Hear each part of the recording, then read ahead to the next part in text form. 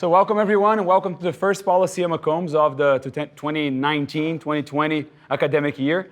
For some of you that don't know what Policy McCombs is, this is maybe a bi-weekly, sometimes weekly series where we try to bring experts, scholars, academics, policymakers to discuss an issue of public policy, and to discuss that, for the most part, through the lenses of an applied analysis, thinking about what the data, what the facts tells us about something that we're thinking about doing or thinking about passing and so on. Every so often we change gears a little bit. We change gears a little bit and move on a more fundamental level. So I think today is an example of that.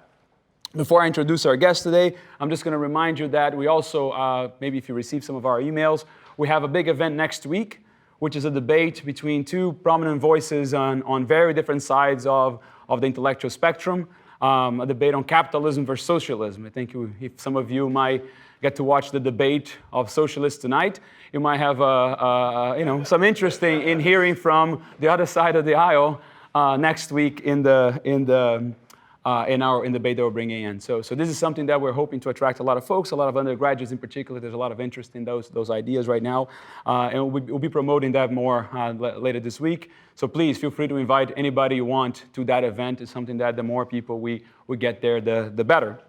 And again, expect to get a lot of announcements throughout the year starting from now on things that we'll be doing.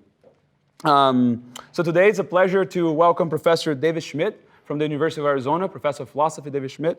And David is a philosopher. And again, I just told you that Policy McCombs is this place where we try to engage with empirical work, data, facts, and we're bringing a philosopher to open our series. But he's a special philosopher. He's a philosopher that today, I'm going to try to quote him, said that philosophers make theories. That's their job, is to come up with theories.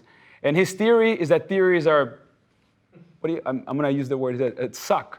And that the world should be explored by us looking at facts and try to understand what works and what doesn't, and try to then come up with theories based on that. So I think that's makes him an appropriate guest for our series today here. With that, I'm going to just say a couple things. He's a director of the Philosophy of Freedom Center at the University of Arizona, and he has worked in a variety of different topics and written on property, morality, capitalism, communism, politics, the environment, equality, justice, lots and lots of topics. And today he's going to be talking to us about his thoughts and observations on corruption. So David, please. Thank you.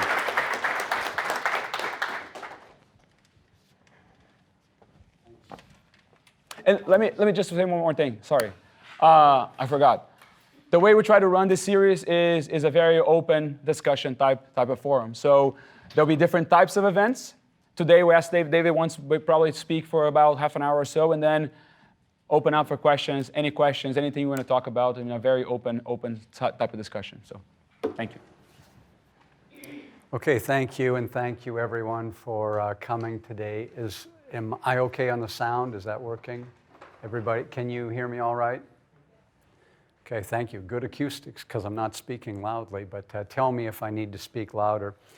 The word corrupt in the English language, if you go back a few centuries, that word meant rotten, basically. So when something is corrupt or being corrupted, it's rotting, it's going rotten, it's a process that we're talking about. And so now we basically use corrupt as if it's synonym basically for taking bribes. And there's something about that seems cheap and lazy to me. I can say, yeah, I never took a bribe, so I'm going to call out all the people who do take bribes and call them corrupt. And it seems that, no, actually, being clean is an achievement. It takes practice. I'm a philosopher, so I think about the way that these things are processes, and the way, like, rot isn't something that you just decide to be rotten. It happens over time. It happens by accident. It happens one day at a time. So that's the kind of thing that I'm thinking about is the psychological corrosion that is involved in corruption. So which social arrangements have a history of driving progress and prosperity?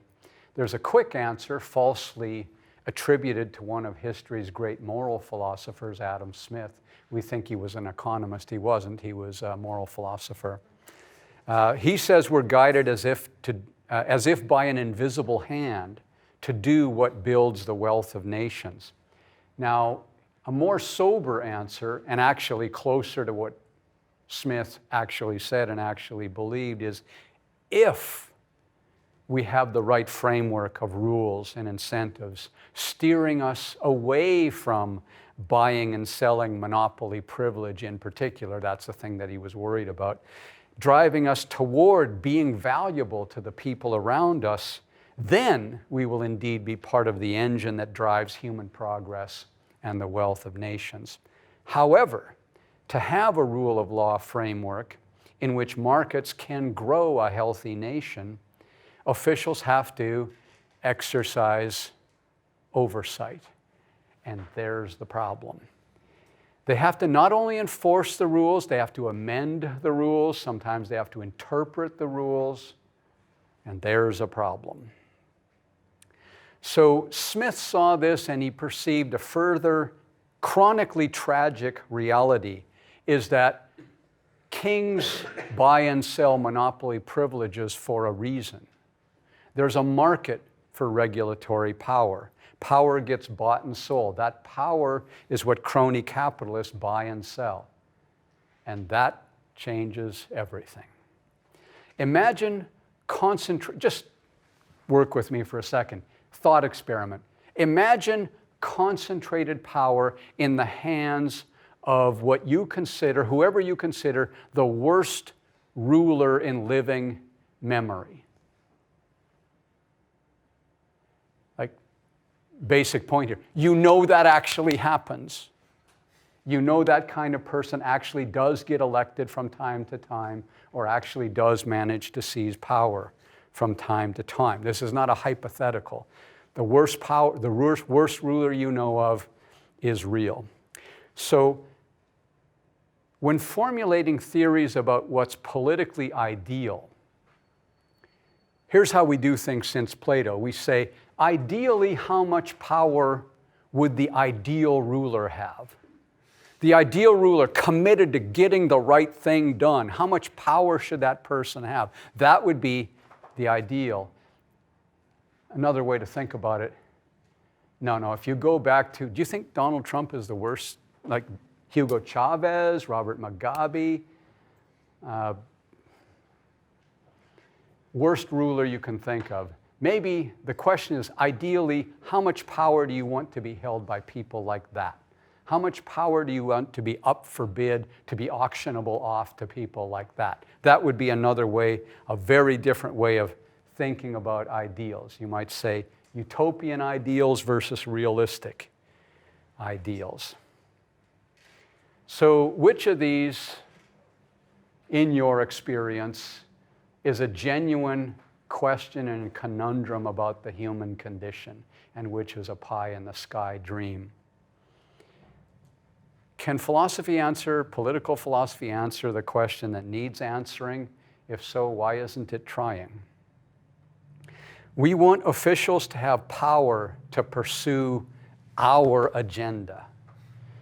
But I say this, be skeptical of concentrations, or be skeptical of conceptions of justice that make it seem like we should invest enormous power in the kind of people who most covet enormous power. So you're thinking, anything's better than this. We've got to do something. Anything. It's time to roll the dice. We've got to do something. Well, the next person you elect is going to be a tyrant, if that's what you're thinking. So you've got to be aware, beware of thinking anything's better than this. You know, something worse is about to happen when people start thinking that. So another thing to say is that power's corrosiveness, it's proportionate to scale. More power commands a higher price. And notwithstanding all the cosmetic tweaks we make to campaign finance laws, it's no mystery why candidates would spend ever more on campaigns. It's not because the regulators are becoming more lax, it's because the prize keeps getting bigger. The bigger the prize, the richer and more unscrupulous people will need to be to compete for it. The prize systematically, seemingly increasingly, tends to select the wrong person for the job. So there's this truism.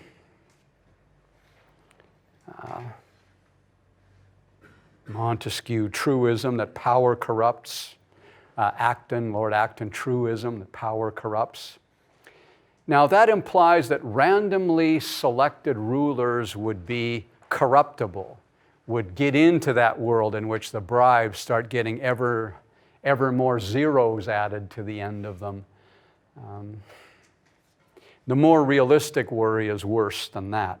The process of selecting officers isn't random. We actually select for corruption. It's not the randomly selected fox out of the phone book that gets elected. It's the most ravenous fox, the person willing to pay the most for the job of overseeing the hen house that gets the job. And then political debate degenerates into a debate over, it's the hens debating about who the fox should consume first. So this is a cynical part. It won't all be cynical. Some candidates may be noble, but we can't sort them out just by listening to their speeches. Bought politicians keep the names of their buyers out of the news. They all make speeches denouncing corruption, but when bought politicians name names, they name the names of the chief rivals of their buyers. So the idea so far is that what I'm worried about is a concentrated power to ram through what I call justice, or what you call justice, or what we call justice. That actually isn't a power that merits endorsement in our actual corruptible world. So I want to ask, but what else is there? Is there any power that isn't a license to dominate and subjugate and otherwise treat victims, subjects of political power like pawns? Is there any power that would not corrupt? And I do see one decent answer. It's not original. It's not altogether satisfactory.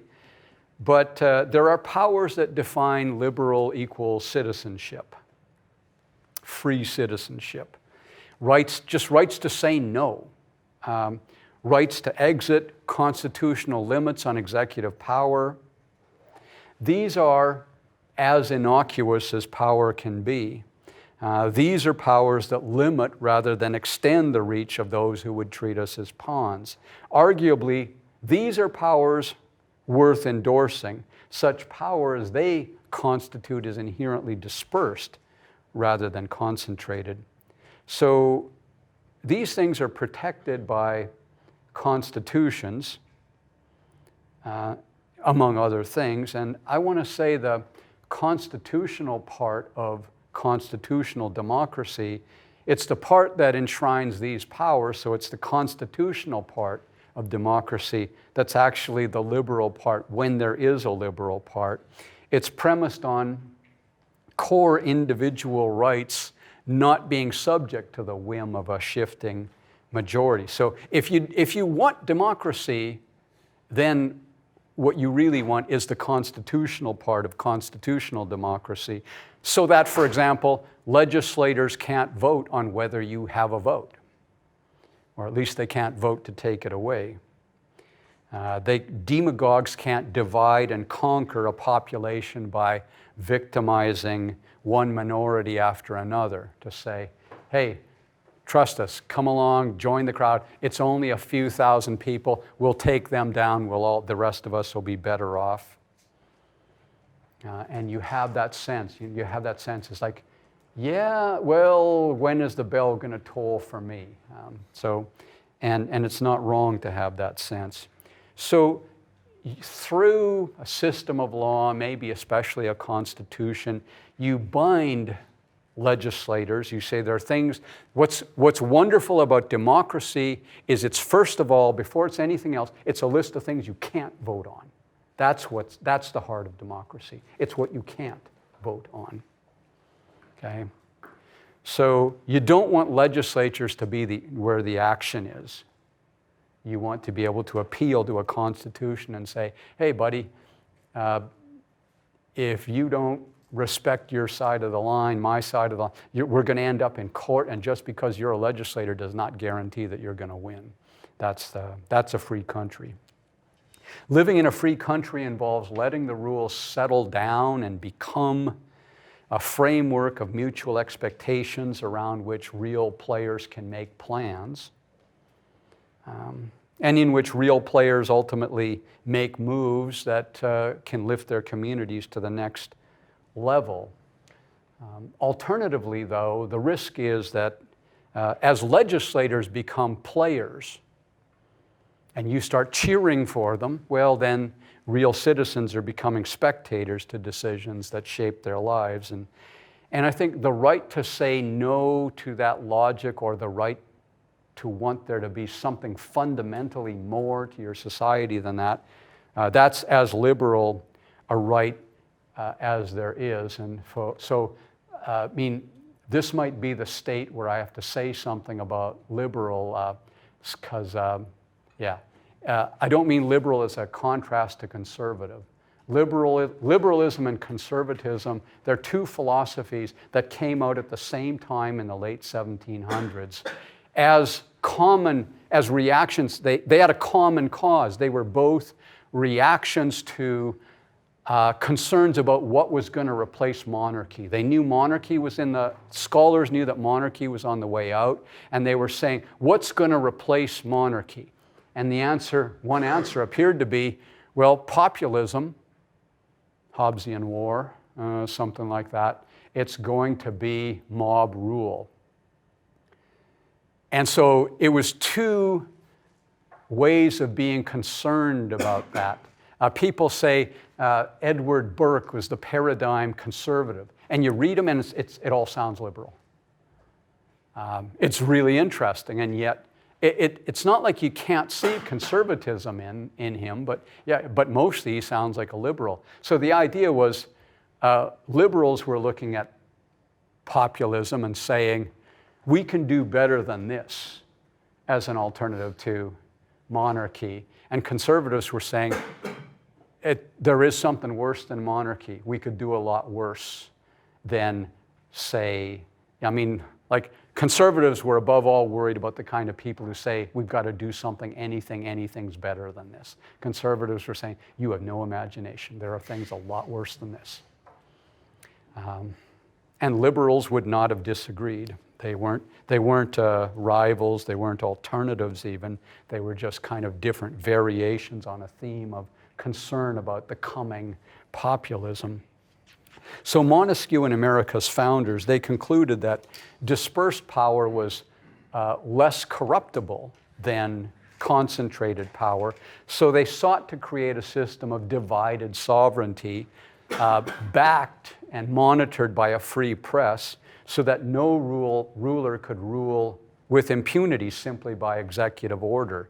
And that idea was functional enough, look around. That blew the lid off the ceiling of human progress as we imagined it to be in the 1700s. If you say 10 things, you ask them, okay, what are the things that it would be ridiculous to even imagine people being able to do? We can do most of those things now, right? Well, I could just decide to talk to somebody in Australia and start talking and the person could hear me. You'd say, no, that's a comic book. That's a fantasy, science fiction superhero that can do that. How about if I fly? I'll just boot it up to 12,000 feet, see what I can see, and maybe head over to New York. No, that's science fiction, fantasy, right? How about I'll take a needle and I'll scratch vinyl and then I'll hear Mozart. Right? What could be more unimaginable than that? And we've gone past that, right? We're digital now. So,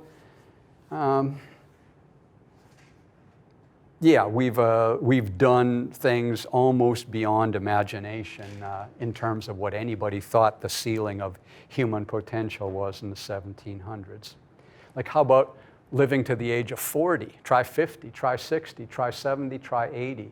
People didn't do that back then. So there's a factual, back to the story, there's a factual limit on how concentrated power can be, which is not entirely good news. I'm thinking this through still myself. Human social organization being what it is, concentrating power at the top entails delegating executive power to operatives on the ground. So maybe corruptibility is as much a function of power's dispersal as of power's concentration. But if we view the hierarchy from the bottom, from the perspective of the vulnerable, I think there's a consistently relevant fact remaining, which is wherever the discretionary power is concentrated, that's where we find the threat, regardless of whether that power is there by delegation. So delegated power isn't exactly what Montesquieu and American founders thought was a good thing. That wasn't what they had in mind when they championed dispersed power. They dispersed, delegated different things. They sought a distribution of power that would make everyone accountable. And sometimes delegation is exactly what removes the accountability. I'll say a bit more than that. But part of it has to do with an organization becoming larger so that the delegates are no longer accountable because they're not even visible to the people at the top anymore. But I don't know, maybe it's a conceptual point I want to say. First of all, at least in terms of possibility, organizations can be corruptible without being vast. As soon as you've got, all you need is two people, like one principal and one agent, where the principal doesn't know exactly what the agent is doing, and the agent says, so if I keep 20% more than what the boss said I should keep, like I'm not going to, okay, fine, I'll give it a try, see what happens. If 20 works, then I'll try 30. Eventually I'll get caught, but who wants to live forever anyway? So it only takes two to make for a possibility for corruption. But then it seems realistically, you start expanding the nodes of decision-making authority in your network, in your organization, and that's where the potentials for corruption start to multiply.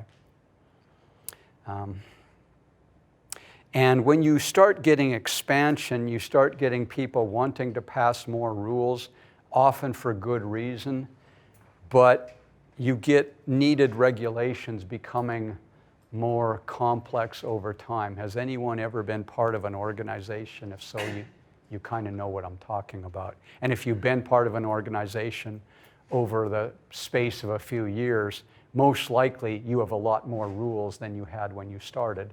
And it's not because people are evil, it's like you keep running into new problems, you pass more rules to handle the new problems, and eventually all you've got is a tissue of loopholes.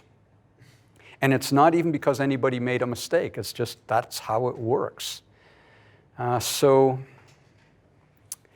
organizations employ officials to speak and make decisions on their behalf, right? And you go up to a cashier, you go up to one of the main offices, anything like that, you're talking to people to whom decision-making responsibility has been delegated. They have to make decisions on behalf of the organization. They are tasked with making it easier for you to transact with the organization, to be part of the organization. That's their job. But when officials regard their authority as, now we're talking about bribery, the standard case, when officials regard their authority as a service that they're at liberty to sell for money or for personal gain, then they treat themselves as licensed to make it difficult for you if you don't come up with the bribe.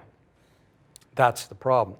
So corruption involves, let's say, I'm trying to be more general, it's in my philosophical bones, but corruption involves, let's say, being entrusted with power for particular purposes than using that power for other purposes. So corruption presupposes a motive, a different purpose, a rotten motive, and the paradigm is seeking payment where one freely accepted these fiduciary duties that preclude seeking payment. Right? The cashier isn't supposed to say, that's $1.49, and you say it says $1.17. And you say, hey, am I the cashier or not? I say it's $1.49. You want it or don't you? And you say, like, you should be fired. All right? So, but that paradigm of corruption, the greed and the seeking of bribes, that's not a definition. It's the rottenness that's definitive.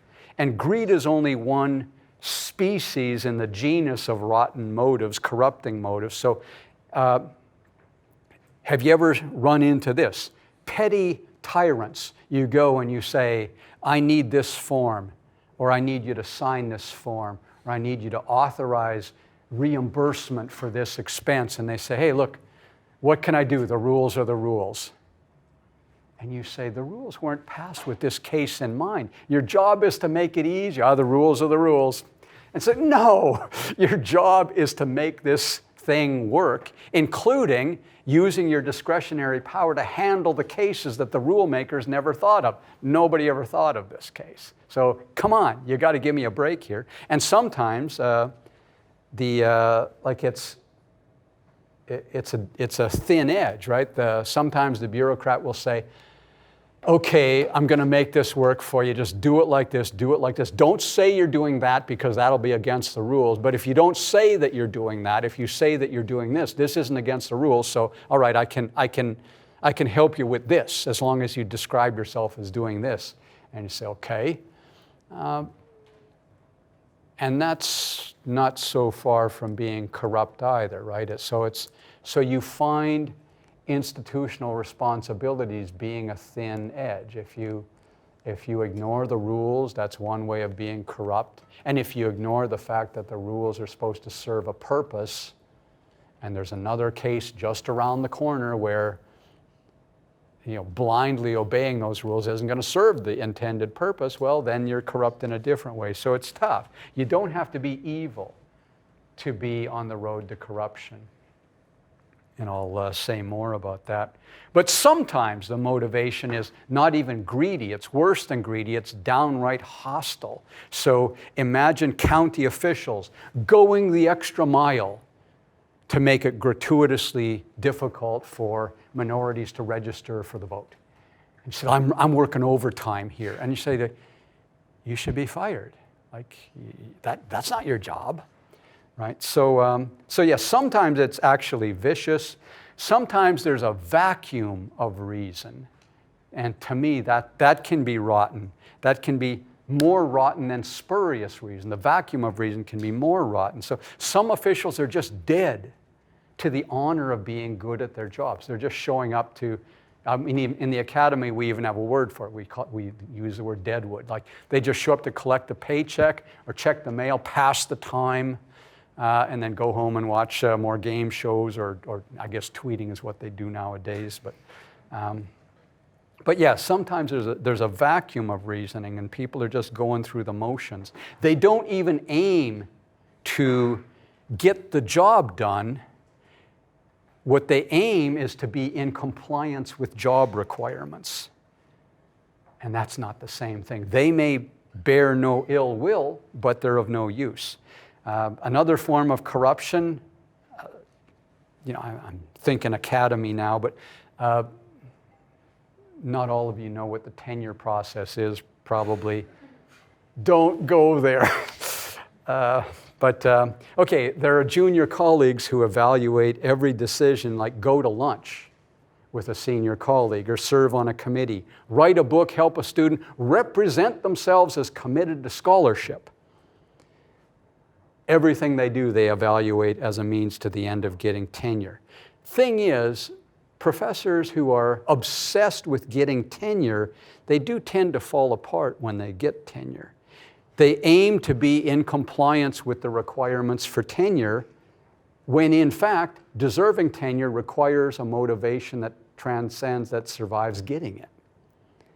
So Another thing, a more general thing, not just dumping on the academy anymore, there's a risk of corruption that goes with our fundamental, deeply, ineliminably human drive to find kindred souls, people with whom we can find a concurrence of sentiment, people who will look at it our way, and we'll look at it their way if they look at it our way. If they say we're insiders, we'll do anything to stay insiders. We tend not to notice how we adjust our attitudes to fit those of people around us. It worries me about being a teacher. When we adjust subconsciously, that's the thing that worries me the most. It makes us so much more vulnerable to social pressure when we don't even see it for what it is, when we don't see how much of it comes from inside. If we notice ourselves going along to get along, or if we notice ourselves mouthing what we think the professor wants to hear just to get the A, okay, that's one thing. We can resist that. We become cynics, but at least we're not kidding ourselves too much. But if we don't even notice ourselves adjusting as needed so as to be agreeable company, then we have no chance. We will not be able to master that threat to our autonomy. So it's human nature that we'll do almost anything to avoid being outcasts. When people seem willing and able to bully us, they send us signals that they're willing to do that. It's only human to voice no resistance, to not even acknowledge that there's something to be resisted. So then we start grasping at reasons to agree, right? However flimsy they are, so as to make the depth of our concession and capitulation less humiliating. So I think social pressure really warps minds, and to let oneself be corrupted by pressure to we let ourselves become beings that we can't afford to examine too closely. We become selves unworthy of esteem, and that's getting close to the rock bottom. A corrupt person, rock bottom price of corruption is a corrupt person needs to be less self-aware and less reflective, because accurate self-perception becomes unaffordable. So when you look inward, in a way, there's not enough there to be worth being aware of. So I want to say that there's a level at which the cowardice under pressure is the worst. It's as corrupting as raw greed, and it's even more deeply personally shattering. So I want to move on to discuss then that sense in which corruption breaks us down. It turns us into something other than agents. And so I want to talk about the sense in which being an agent, being a person, it's an achievement. Internal transparency, it's a prerequisite of agency, and corruption compromises that transparency. I once heard an interview on National Public Radio. It was a guy who ran a headhunting agency. He was a person who was in the job of identifying job candidates for employers. And so the NPR interviewer was interviewing this guy. And then the NPR interviewer says something. He said, okay, I'm looking at you, like you've got this like multiple choice exam. And one of your questions is, if I had the opportunity to steal $20,000 from my company and I knew for sure that there was no chance of me being caught, I would go ahead and take that money. Yes, no, maybe both, I don't know. And so the interviewer says, I don't get it. What's this question doing on your exam? Like it makes no sense to me, because like nobody would say, yes, I'd take the money, so why even ask? And the headhunter says, oh, well, on the contrary, about 20% of people say that they would take the money. And she says, so what do you do? Well, we cut them from the pool. Duh. And she says, this isn't making any sense though. Like, why would they say that they would take the money? And he says, well, I don't know. I just collect the data. But he said, if you want a theory, I've got a theory. And then he said I'll never forget it. He said, here's my theory. My theory is these people don't know what honesty would be like. So when you ask them, would you steal the money? They say, well, A, anyone would steal the money. And so here's the way I look relatively honest, is by admitting that I'd steal the money. So that's how bad corruption can be, I would say. When you are so far gone that you don't even know how to fake honesty. Yeah. So yeah, like how unaware do you have to be? So, and I think so that internal transparency, the possibility of being transparent, of not having anything to hide, the self-awareness that goes with it, I think that's an achievement, not just a decision. Like so much of morality, you don't just decide to be moral any more than you decide to know Russian or decide to know how to fly a helicopter. Deciding to be moral, it takes practice. It's an achievement. So now connect it back, that's kind of personal. I want to say that undermining of agency, that loss of transparency, that loss of ability to understand what it would be like to be a self, what it would be like to be an agent. That's a danger to organizations as well as individuals. So suppose your job involves balancing your unit's budget.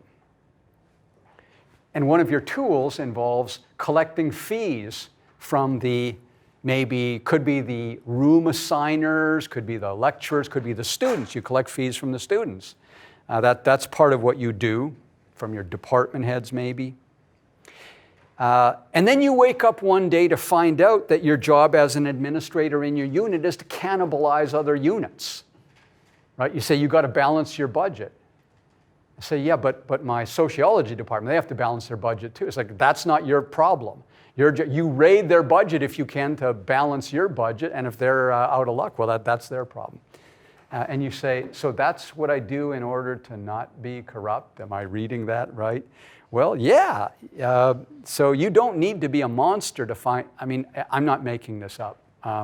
Just in case you're wondering. You don't need to be a monster to find yourself in that position. It can happen as a consequence of your bosses restructuring your responsibilities, and they might not be at fault either. They might be doing it as part of an effort to combat corruption.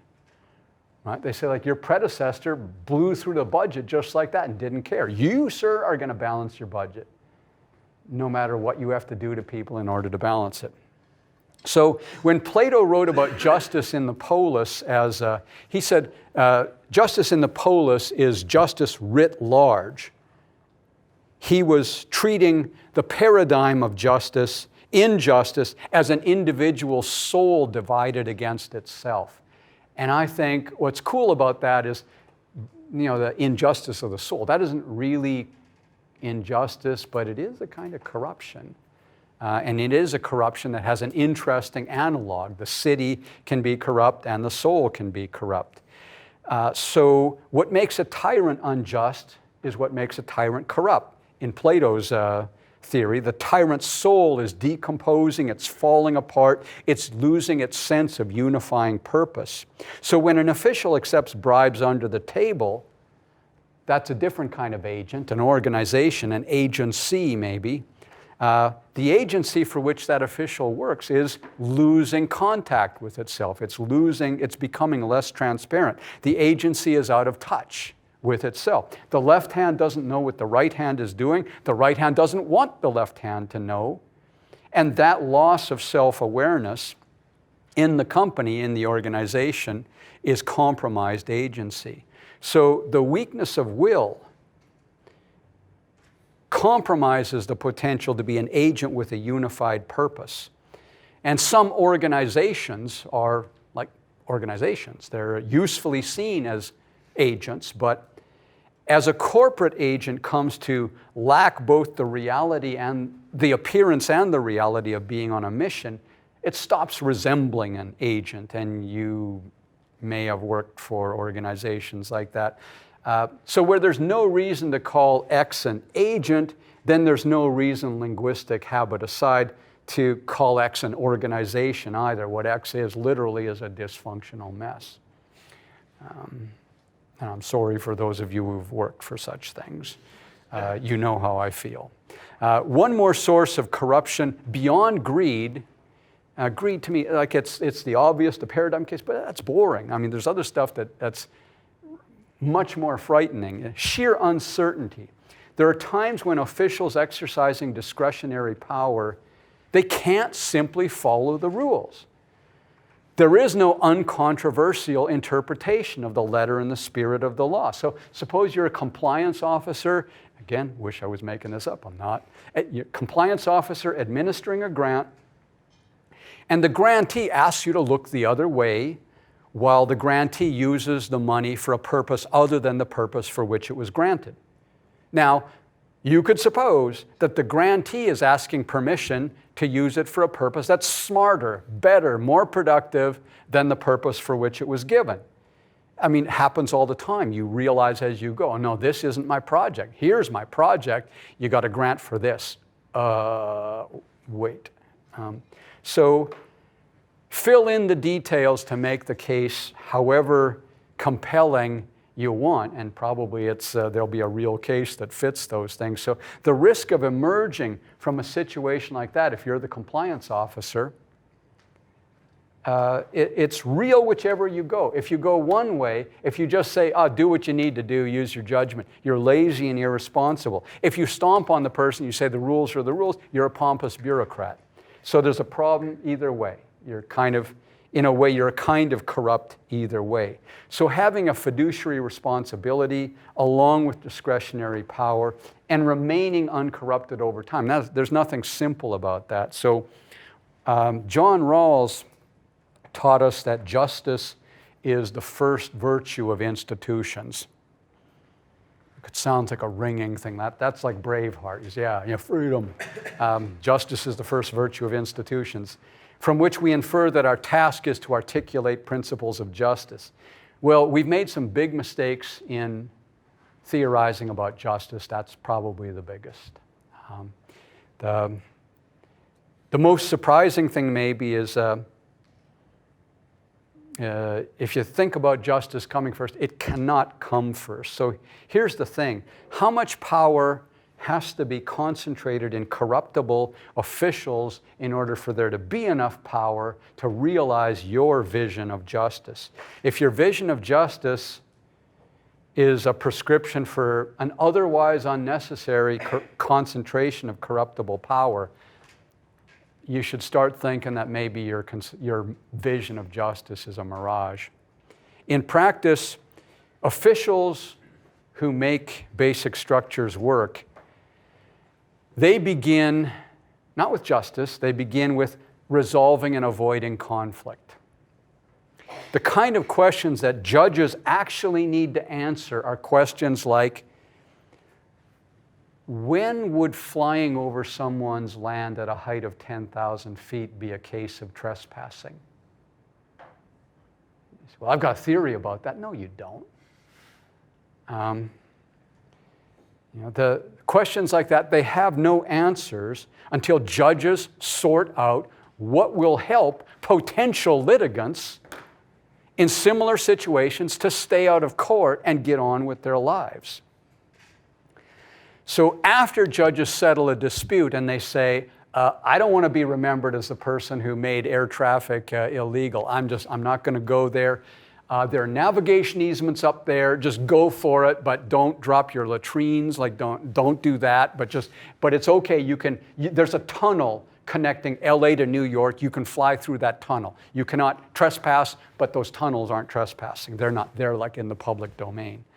So that happened in 1936, and there was no truth of the matter about whether it was trespassing till a judge decided that. After the judge decided that, then it became true that that's what people are right to expect from each other. That came to be just. And it wouldn't have happened if people had said, well, first we have to figure out what justice is.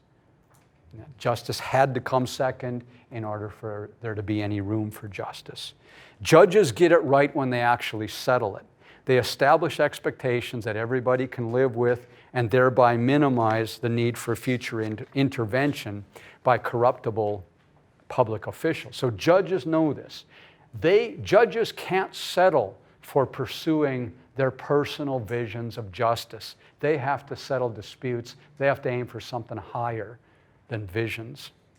Or I don't mean higher in the intoxicated sense. They have to, if that's the origin of real justice, wherever we find it in the world as it is.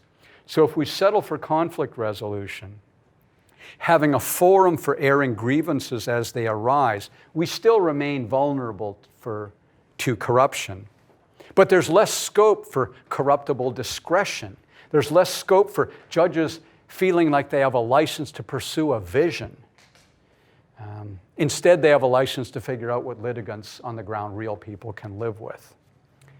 So they have a license to find out what people real people whose futures genuinely hang in the balance. They're actually there in the courtroom. And they need to know how to get on with their lives in peace. Right?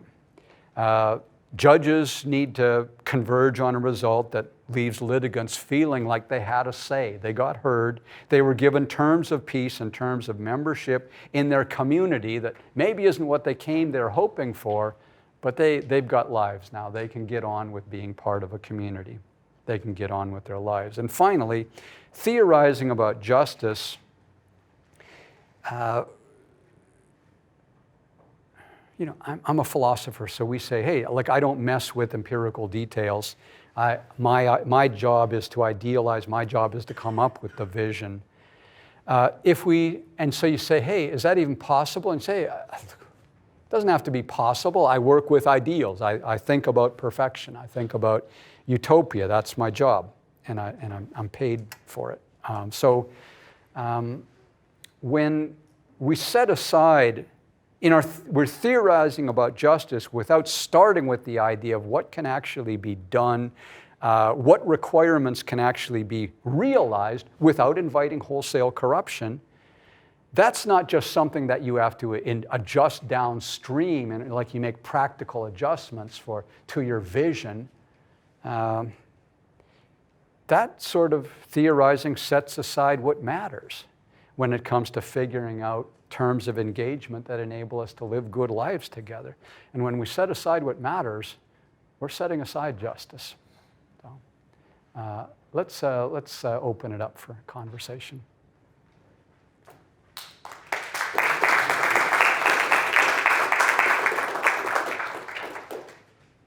I'll start with a question if somebody. Okay. Wait for the mic when the questions are asked. So. My question is more like I haven't ever thought about individuals in a corporation acting. I mean, of course, I thought about like bureaucratic corporations and the potential bribery inside it as a corrupt thing. But obviously, when you lay down this notion of difficult things that you're trying to either look away from the rules or just enforce the rules in period and not worry about how that actually impacts your corporation in a negative way, it's also a form of corruption, a form of a rotten outcome, right? It seems that this idea of a judge being able to adjudicate in pro of making things work is something very difficult to accomplish within a corporation. If you think about a very large corporation with a lot of different units, empowering people to have this sort of ability is a very, very, very difficult thing. Is that just something that you envision as a set of incentives that we can institutionalize to have that be the case, that when I go up to a UT contract officer that's trying to help me out, and instead of taking 11 months for me to get the contract through, they are like, here's how we're going to make this work because that's going to benefit the whole institution. But that person doesn't have the proper incentive to do that. So how do we take those steps? What are the things that you envision in that direction? Okay, so thanks, Carlos. So the idea is that There's one worry that we could have. We could call it a form of corruption, which is just sort of gratuitous officiousness. But it's not that simple once you get into a larger organization. And you made a connection to judges that I hadn't thought of, which is that, in a sense, judges can be officious and judges can instruct juries to be officious. I was on a grand jury for 4 months and we considered 700 cases. And we were a pretty good jury. We knew the law. And there were times when we said, okay, we're looking at clearly, in the literal sense, this crime has been committed. And now we have to decide what we're going to do, because we can see that in this case, there were 2 cases in particular, but I won't describe them. We said, in this case, that just doesn't settle it. I mean, 700 cases, it was very clear we were a law and order group of people. We knew the law, we applied it, and we went home and slept easy. But there were a couple of cases where we said, wait a minute, we need to think about this. We need to think about whether, like, the presumption of innocence just isn't going to work in this case like it works in the other 698 cases. So we can't just decide to press charges here. There is no space between pressing charges and a guilty verdict. So we actually have to think differently about this. So we did have a couple of cases like that where you might think, I never thought of us as officious, but you might say in 698 cases, we kind of were. And that's interesting. I think that may have an application to the corporate world as well, but let me stop there and talk about that case for a second. And I'm thinking about this out loud because I hadn't thought of this before. But if you say, like, what makes a good judge? What makes a good judge is that the judge's court is predictable. Like, in the end, you can say, hey, if we're going into that judge's court like this, there's no point in even pressing suit. I'm not going to win. And then you might talk to lawyers, people who know more than you do, and they might say, you know, all the precedents that we have in this case, they're for running water, and this is standing water, and it's just not, it's not the same case. And so no, don't quit too early here. We should think about this. This might be worth pursuing. So, but what you want, like, you want to look at a 25 miles per hour speed limit sign, and you want, what's that mean? Does that mean 25? 25 doesn't usually mean 25. 25 usually means like 30 maybe, I don't know, but you might say, I want to know what it means, right? And the red light doesn't mean the same thing in one community as it means in the next. A stop sign doesn't mean the same thing in every community. Pedestrian rights aren't treated the same everywhere. Pedestrian rights are a little bit iffy here, I've noticed. And I've been in places where the observation of pedestrian rights is just astounding. Bozeman, Montana, try it someday. It's like, but don't look left or right. If you're walking down the street and you look, every car on that side of the street is going to stop. All you have to do is look. You've got to keep your head down or people will stop just in case you decide to cross the street. I mean, it's amazing. But yeah, different communities are different. So knowing what to expect from your community is a really important lubricant. It's a really important minimizer of transaction cost. And that's a lot of what judges want to do. Judges, and in particular, like the judge in the Hinman versus Pacific Air Traffic case in 1936, he's saying, they didn't have the vocabulary to describe it in these terms yet, but he's saying, wait a minute, if you can post no trespassing signs up to the heavens, that means there's never really going to be an air traffic industry in this country. So I don't want to give every wannabe troll on the ground a right to veto air traffic. The point of your property and your ability to put up a fence and a no trespassing sign, it's to control your involvement in transactions. It's not to control transactions that you have no part of by being a troll and saying, I'm just going to stop I don't even want New York and LA to talk to each other. I don't want them to be part of the same country, so I'm just going to say no trespassing. So you don't want property rights to be like that, because the transaction costs would change our form, would prevent us developing a form of life like we have today. So the judge said, I don't want to I just don't want to do that. So I'm going to do the thing. Given that the law isn't determined, it doesn't determine how we're going to go forward from here, I'm going to come up with a judgment that's going to enable us to transact, to be good for each other as inexpensively as we can be. And then with corporations, then, I think there are different thorny, more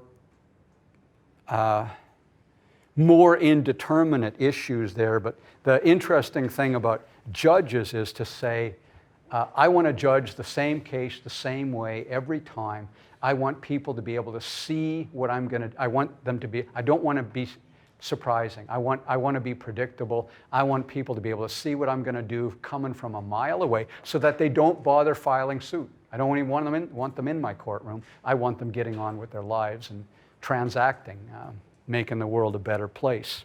So there's a certain, dogged predictability that is a virtue of judges that goes with looking officious. And then within a corporation, say, a large organization, you can see how that would be, there would be a value, a cost, and a benefit to that. So if you know, okay, there's this business manager who's going to say no to this stuff. And so then at some point, you start saying,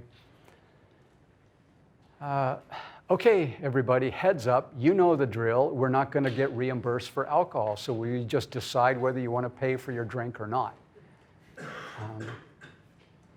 And so you say, well, but is there any rule? And you say, well, in practice there is. I mean, like, she's not inconsistent. It's not like she gives the people she likes a special break. No, that's the rule. She's not gonna reimburse for alcohol. And you say, well, okay, we can deal with that. I mean, as long as we know what's coming, we'll just decide. So there's a sense in which officiousness can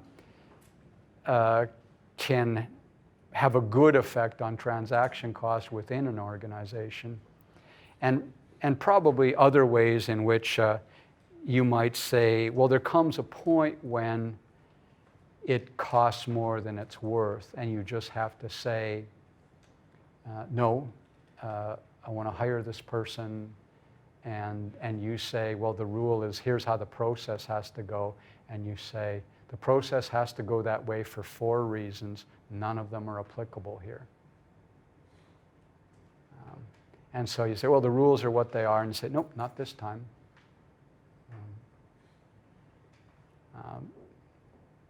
And so sometimes you change if it's important enough to change the rules, then you change the rules. And then you open up that as a cost too, because then to that extent, the rules become up for grabs, and you start saying, well, maybe it's worth a little brinkmanship in order to get the rules changed in these other ways as well. So yeah, I don't think there's any general answer to that question. And it's maybe a feature of the way I'm thinking about corruption in general. Is it makes the problem seem like there's no one-size-fits-all solution. But I think that's not a theoretical artifact. I think that's life.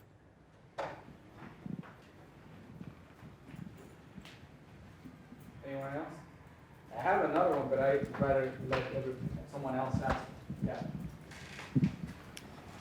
Professor, could you speak briefly on the decision points for an uncorrupted individual between leaving a corrupted organization or maybe a corrupted position and potentially changing that organization from the inside?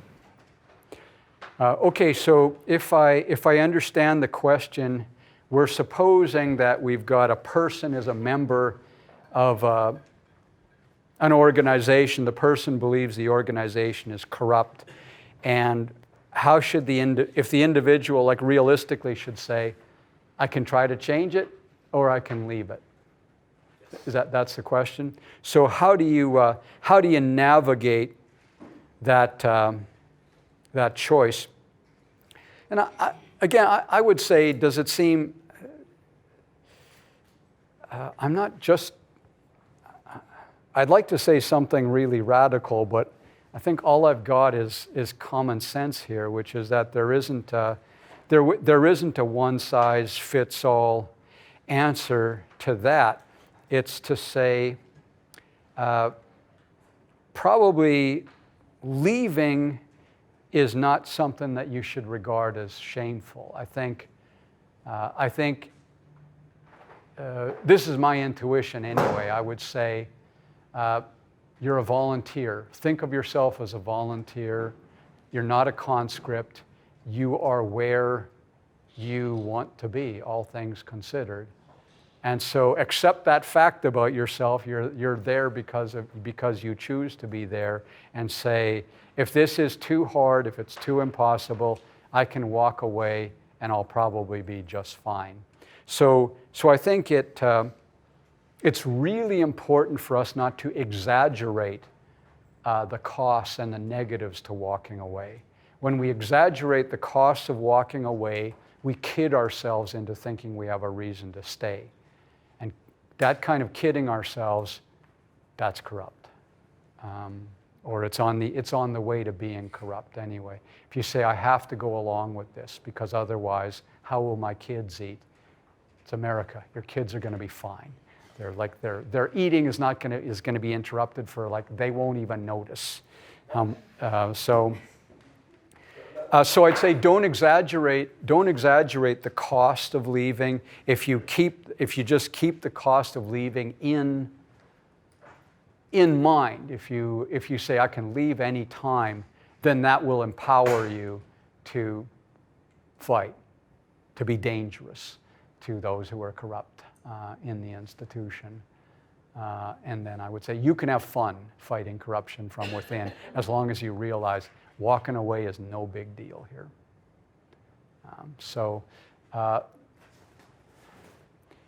If we've got a minute, I want to say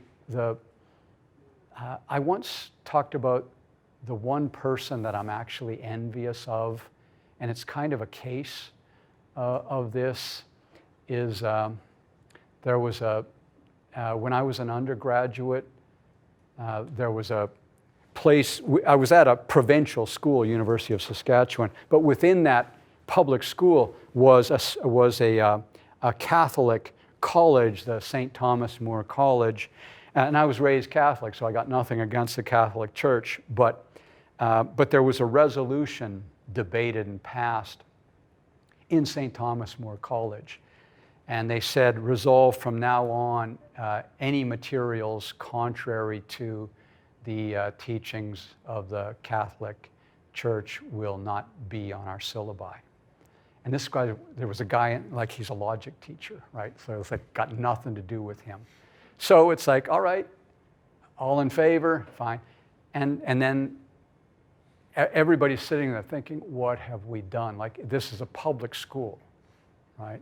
It's a public school. And so this guy stands up and says, are we going to call for against?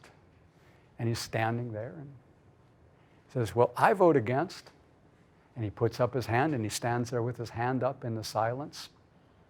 And then he says, okay, ladies and gentlemen, if you'll excuse me, I am going to pack up my office. I'll be out in an hour. He was a tenured professor.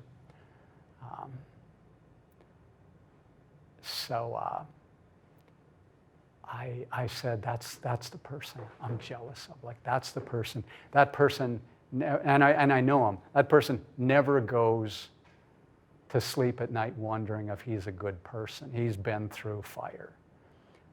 Now, I said that once in public, and a friend of mine, a devout Catholic, she says, Dave, I just have a question here. Did that person have kids? I said, yeah, he had 2 kids. And she says, okay, so this guy that you say is your hero, he's the guy who didn't care about his kid, didn't care enough to bother even making sure he could feed his kids. That's your hero. And I'm sitting there thinking, man, I just got whipped. Like she's right, I'm toast, like that. I'm just gonna have, like, what am I gonna do? And I thought, well, I gotta say something. I gotta, anyway. So I said, Jenny, well, I've got a question for you. Do you have 2 kids as well? And she said, yeah, I got 2 kids, as you know. And I said, okay, so Jenny, imagine you and your husband are gonna disappear tonight. You'll die or you're going to Mars or something, and you got to pick a foster father from that room for your 2 kids. Is there any question who you'd pick? And she said, no. And she sat down. So I guess I would say this was a guy who, like, that big a deal, giving up a tenured professorship like on like an hour's notice. Somehow that guy had enough somewhere within him, he had enough to say, this is no big deal. And I think that ability to say this is no big deal, this is what sustains people through the worst crises, to say. But David, yeah. Is it that hopeless? If the solution to corruption, I'm not saying that you're saying that, but if the solution to corruption depends on the existence of individuals like this, with the character like this, then is it something that we just live with and then try to minimize and try to cope with the consequences and point out that the things, so if his character, aren't we in trouble?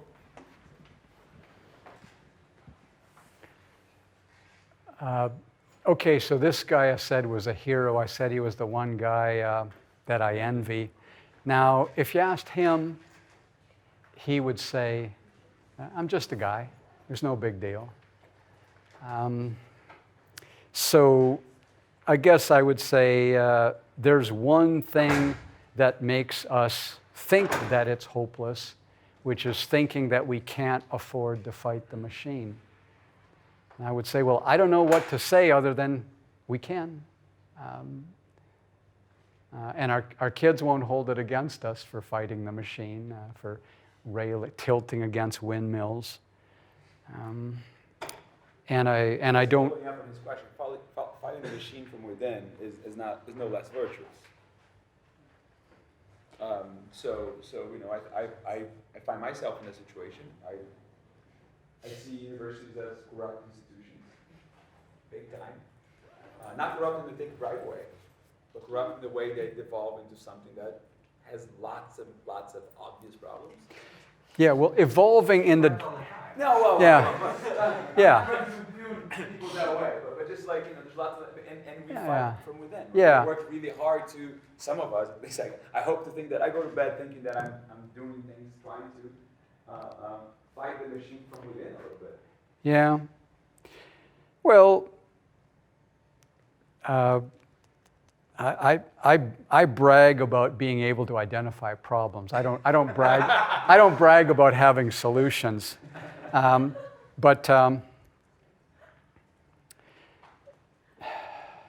Well, there is more to say about that. If you say there's a dynamic of organizations as they grow, not only as they grow, but as they age, they become more rudderless. They become more functionless.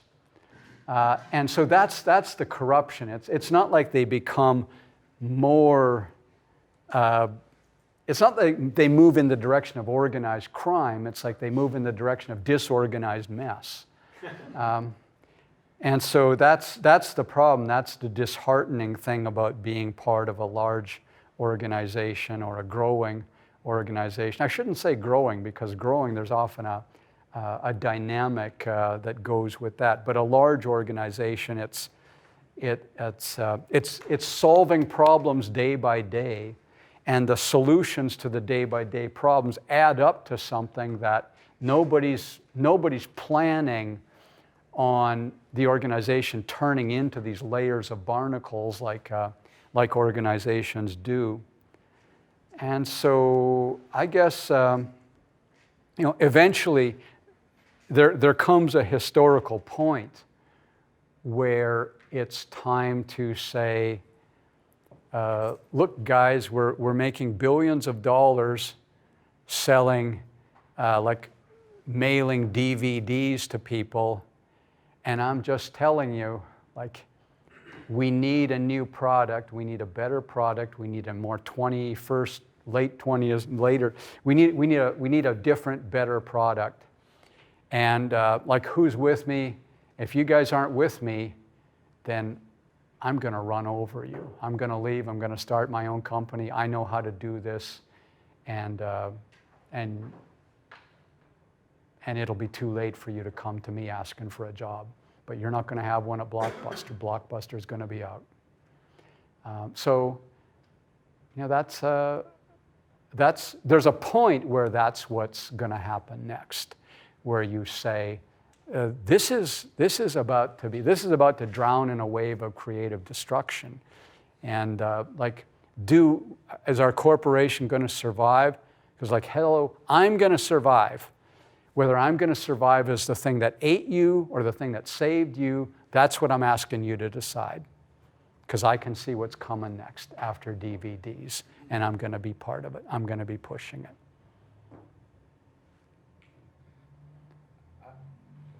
I think we have questions. You have Steve, and then if we can hear both questions. No. Okay, just quickly, I don't have the courage to do what that guy did, and I think a lot of people don't. There's got to be millions of people in this economy, though, that have horrible jobs, corrupt jobs, bad bosses, all of that, and if they leave that job, their income is going to go in half, and their family is going to suffer, so I don't really know how to deal with them. Go short on the answer, because he's... Yeah.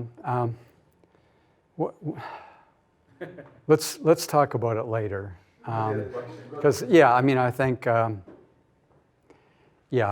don't have solutions to all problems by a long shot, but yeah, there's a tail of the distribution that's really in trouble, and they're going to be really in trouble.